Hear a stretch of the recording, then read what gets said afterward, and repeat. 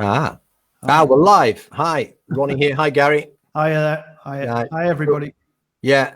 So anybody's out there, it's nice of you to join us on tonight. I mean, it's always, it's a lovely evening out there. In some parts of the UK. So if you're giving up the pub or the restaurant to join us, a big thank you to you all.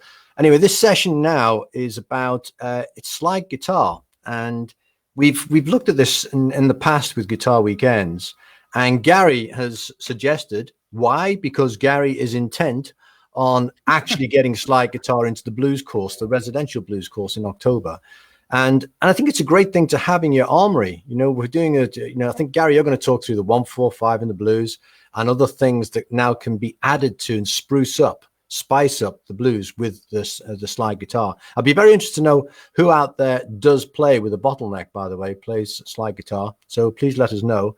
And I think what Gary's going to do is give us a couple of demonstrations of it. And as a bonus, I think he's got a PDF available if people message us on Facebook here, and then we'll message you back and get the details, and then you'll get the PDF as well. But slide guitar is it's not to everybody's taste, and it must be said that when we do this on the residential course, it's one component. It's not a mandatory thing, is it, Gary? It's just a small bit to just add extra things into your tool bag. That's what it's about, really. So slide guitar then, Gary, you've got one in front of you at the moment. Yeah. What's the tuning for that one? Yeah, this is DGD and then GBD, which is a slack G tuning.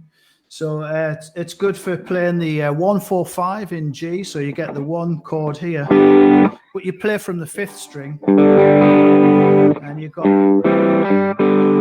other little tricks you can do with that. And then on the 5th fret, you've got chord 4, which is C. And then on the 7th fret, you've got the D chord, and you can just learn those just with one finger across the fretboard, which is a good thing. Getting used to the sound of the 145, which you should be used to it on the blues weekend by then. Hope so. You'll be warming up on the Friday night with it. So really, it's about it's just about trying to add a few licks to the blues and add a different sound to it,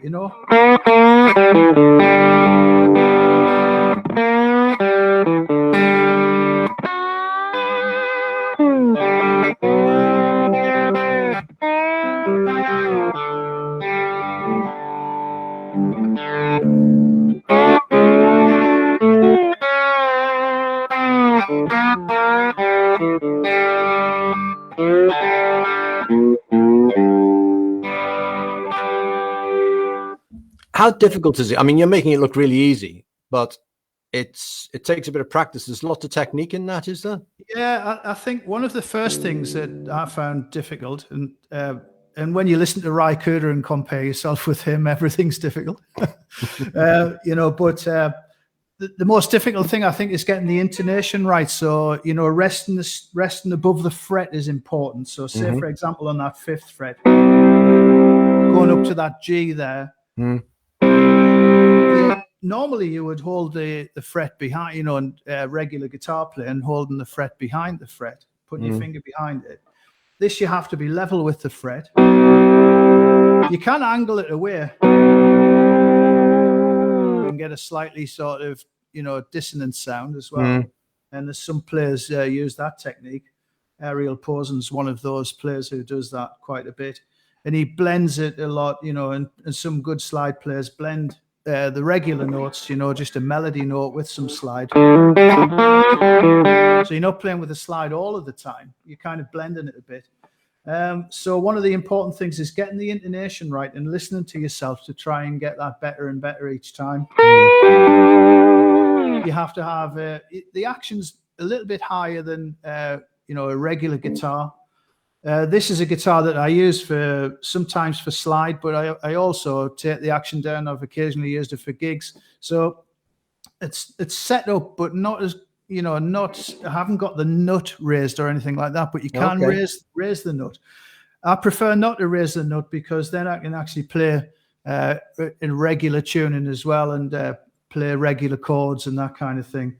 So with this tuning, you could use a capo on the 2nd fret, and you would be in the key of A. You could do that. or you could even tune it up to A, but that might be a bit too tense on the strings. But when you put a capo on, Gary, don't you sort of lower the action a bit, or a little bit? Yeah, but you can still do it. And okay. But I think it's really the important thing is learning in the open position, really, in that open G position. So you know, you can. This one's a good tuning for, say, Honky Tonk Women or something like that, which is not really a regular blues song, but it's influenced by the blues and that kind of thing. And Gary, what would you suggest then? I mean, I'm assuming out there, I don't know how many people out there have already got a slide guitar or a guitar you use with bottleneck. But what would you recommend if people wanted to try this for the first time? Electric guitar, acoustic guitar, either? Either one, but I think if you really want to have a good go at it, you could buy a cheap, you know, just a cheap secondhand Telecaster or something like that, you know, maybe a Squire, or there's lots of people sell parts casters on the internet, you know, on Facebook Marketplace, and then set it up for slide and try and use it for slide a little bit. You know, I know that means that if you're playing a gig, you need a guitar for your regular stuff and you need one for slide. But sometimes you can just mix it in a standard tune, and you can mix. And I mean, I haven't got the standard tuning in front of me now, but you can mix the standard tuning as well and just play some slide licks within that. One of the things that I used to do was just drop the high E down to a D, and you've got half of the slacked G tuning anyway. And you can play.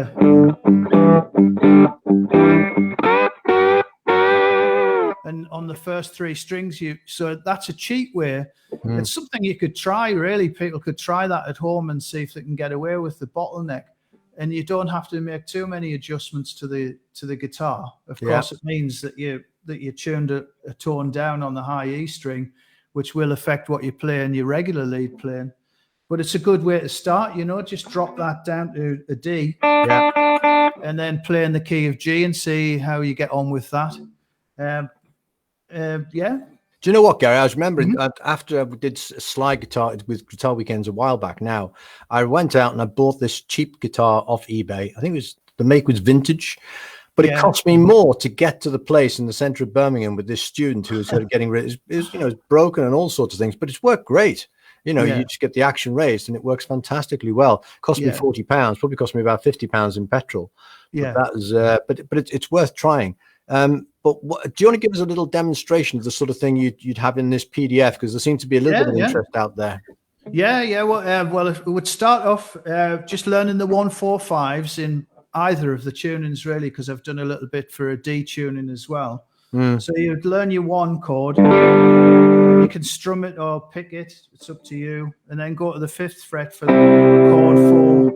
And then chord 5 on the 7th fret. And then on the second part of the PDF, I had a shuffle like this. So you can play the shuffle with these 3 strings, the 5th, 4th, and 3rd, like this.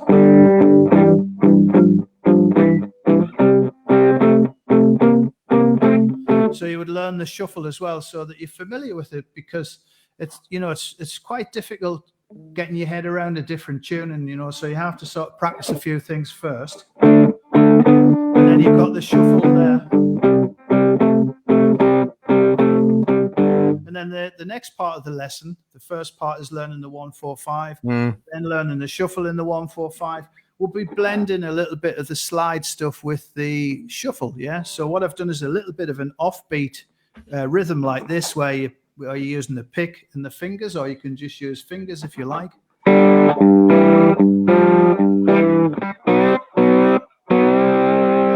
Yeah.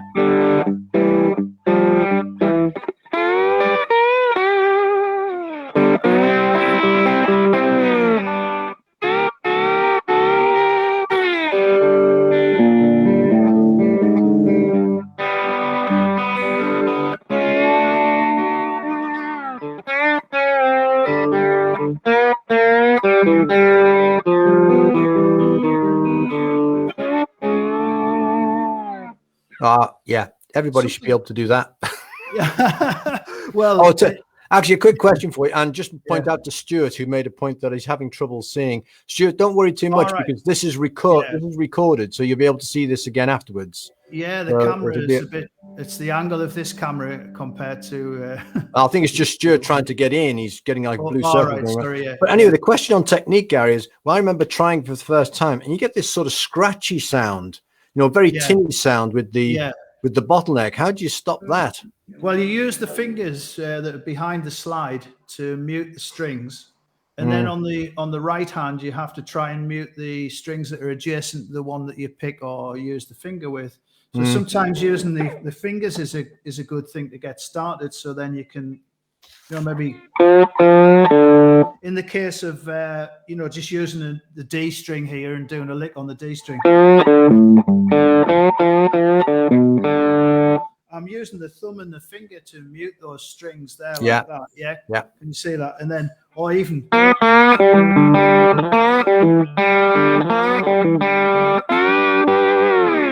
And trying to control that using using just those 3 fingers. With the pick, as people who've been taught by me know that I like to use a hybrid picking style. So you can do that.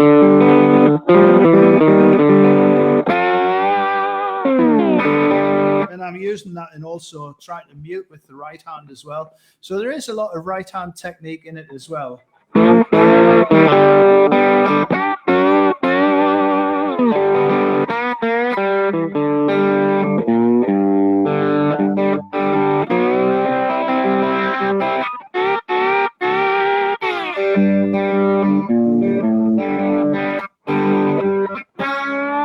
So you have the hand like that, flat on the fretboard. Can you see that?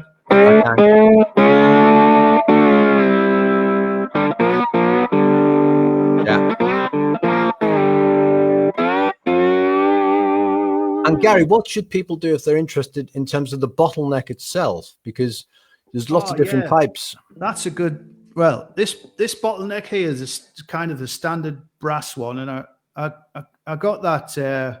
I just bought it on the internet somewhere, but I also got a when I went into a guitar shop in New York, and they had gauges for your finger. So I got a really good glass one that was exactly the right size, and unfortunately I've misplaced it. So, which was good. But I got this one is the Landreth Brothers. This is a Sonny Landreth, and you get this in a little case. And this just goes on the pinky like that. And it's got a little cutaway like this. I don't know whether you can see that. Oh, yeah, I can see it. Kind of cut away like that so that when you put it on here like that, you can get some flexibility if you need to. So you can bend the finger like that. And is that the best finger to use for it, the little finger?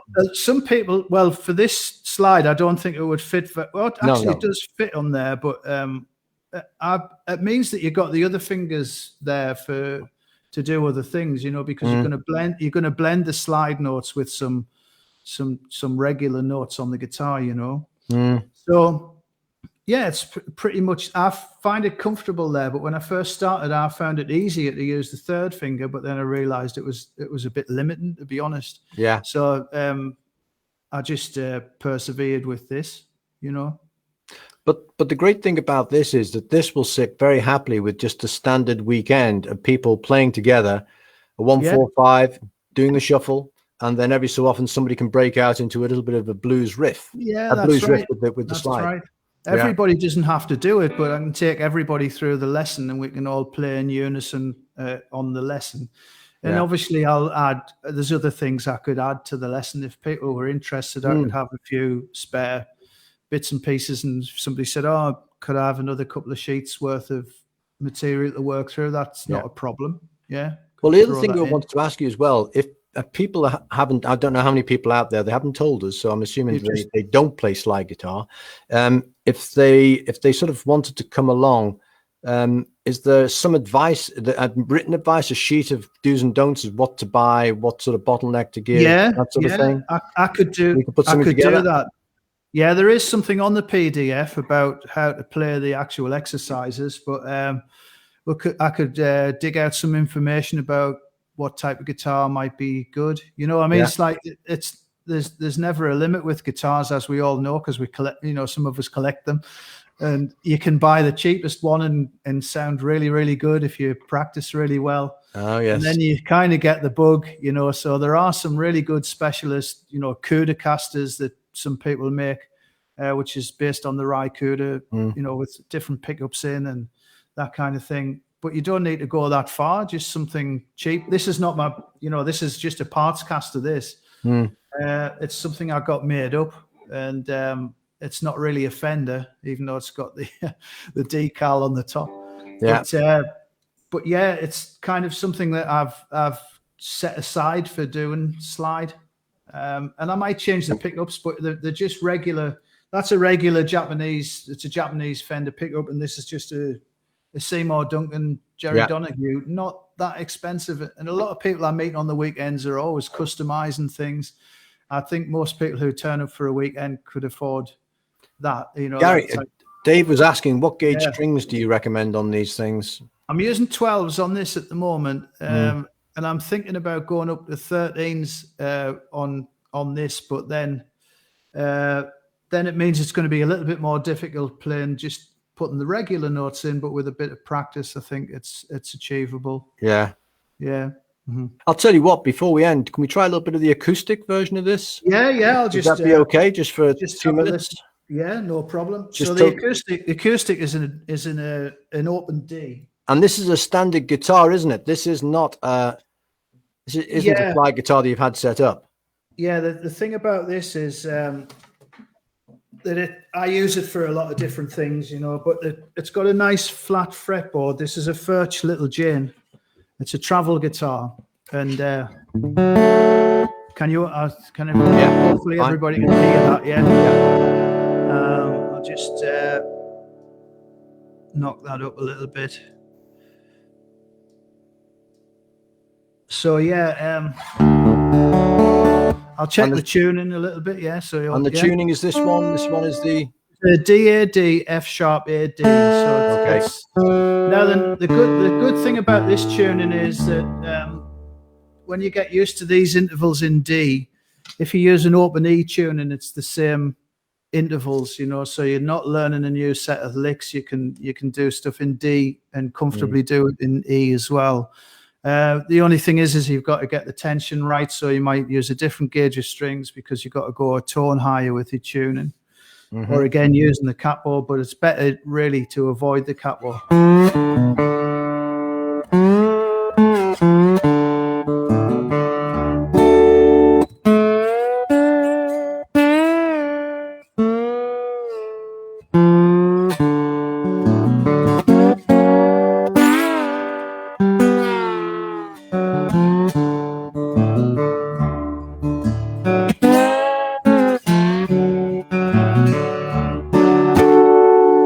I like that sound compared to the electric. I think it's more authentic. Yeah, it's nice. The harmonics to just lovely. You know, you got those harmonics on.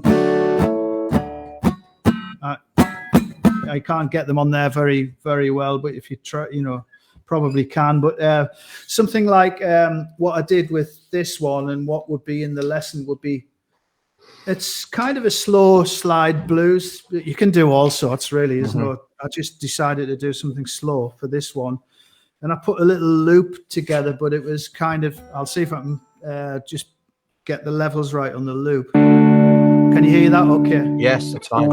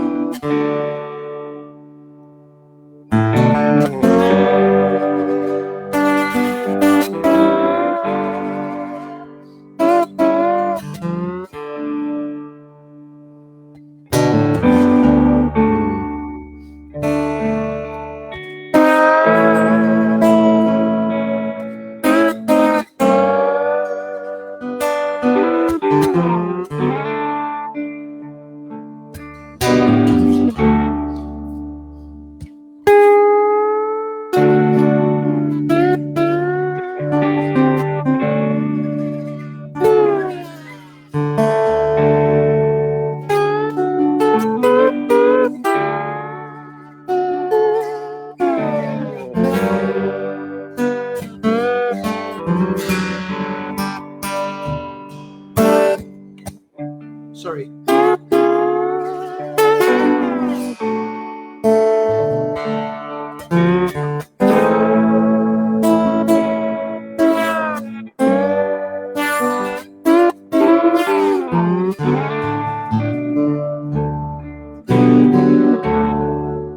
So that kind of thing, really. That was lovely. Thanks. Well, I made a couple of little mistakes, so forgive me for that. But Well, if you hadn't actually stopped and said, oops, what do nobody we would do on the weekends? You never say oops. I know, You you're just right. carry on and look at somebody else over Yeah. your shoulder and blame them. Oh yeah, do know. it. Make the same mistake twice and pretend you meant it. Yes. Well, look, I think that's a really good taster for slide guitar. And if people are interested, then I think some people have already said already that they'd quite like the PDF for this, which is great. Just make sure we do have your name, and then we'll get back to you.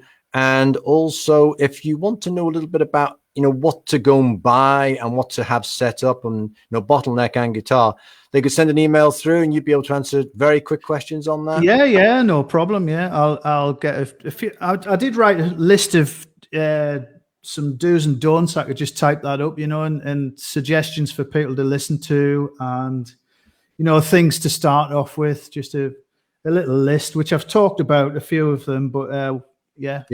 And one last question, Gary, on this course, if people come along and they already play slide, that's fine as well, isn't it? It's not just for beginners. Yeah. If there's a slide specialist there, I always feel like that really opens up the sound on a weekend, just the same as when a bass player turns up as well. It's great. Kind of opens it up. Yeah, the more the merrier. Well, look, I think it's great. Thanks very much, but I think we should probably finish now. But please, everybody, do message in if you want the PDF. And if you've got any questions, send it to me. Well, message first of all. We'll message you back, and then I'll email you, and then Gary, you'll do the real answering. I'll just sort of be the conduit. Okay, great. Okay. Well, I'd like to thank everybody, because I'm reading some of the comments were really nice, positive comments. And hopefully we'll see one or two of you in the future, and we'll sort of do a little session on this. Maybe we'll do an hour and a half or something on this Saturday afternoon instead of doing music theory. Well, I'll tell you, Gary, if they want to see you sooner rather than later, if they come on the While My Guitar Gently Weeps. That's coming up very soon. So please check it out on the website, While My Guitar Gently Weeps. That's just that's a long lesson, but we're going to try and get the bulk of it done in one go, aren't we? We are, We'll see what we can get done. Look, I think we should sign off and say thanks to everybody for coming along again on this quite nice night. I think I'm going to go out for a walk now. Gary, you going to go back to the garden? No. I've got the grandson. He's upstairs. He's staying tonight, so he's full of beans. He wants to get on his iPad on some games and stuff. Well, don't let him in your guitar room. No, he's fine. He just jumps on the piano and knocks hell out of it, but never mind. You've got to start somewhere. Indeedy. I was going to detune it. Anyway, listen, Gary, thanks very much again. And Natalie, thanks again for organizing this behind the scenes. And thank you, everybody. And please do message now before we sort of sign off. And I think we are now finished, if that's okay. Yeah. Thank you very much, folks. Okay, thanks, everybody. Good night.